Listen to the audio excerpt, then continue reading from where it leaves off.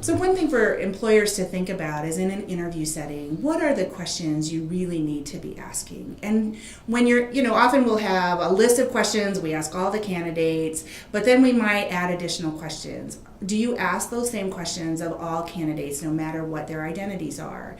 I think there's lots of things to think about there, because if it's not a piece of information you really want to know, but it's sort of an automatic thought that comes up, like, oh, this person looks like this. Well, I want to find out this. Well, do you really need to know that? Is that critical to being able to evaluate that particular candidate? And I think it's really in those settings where you can look like you are the most diverse, that you're committed to recruiting a diverse pool of candidates or hiring a diverse workforce.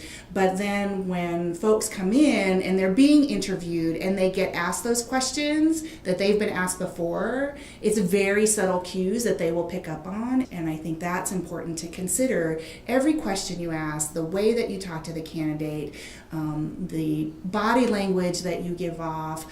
And you know what? I know employers interview all in a row, right? You're tired by the end of the day, you're done, but it's in those moments when it's important to have particular vigilance about what you might slip into in terms of how you are interacting with a candidate.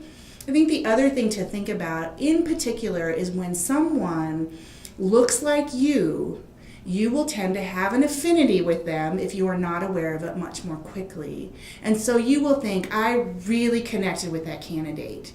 So you might even, and some people really push back against this, like what are the race, gender, if sexual orientation has come up, if all of those things come up and you find yourself finding affinity with particular candidates who happen to share your own identities, but not those who are different from you, it might be time to ask a question. What does that mean?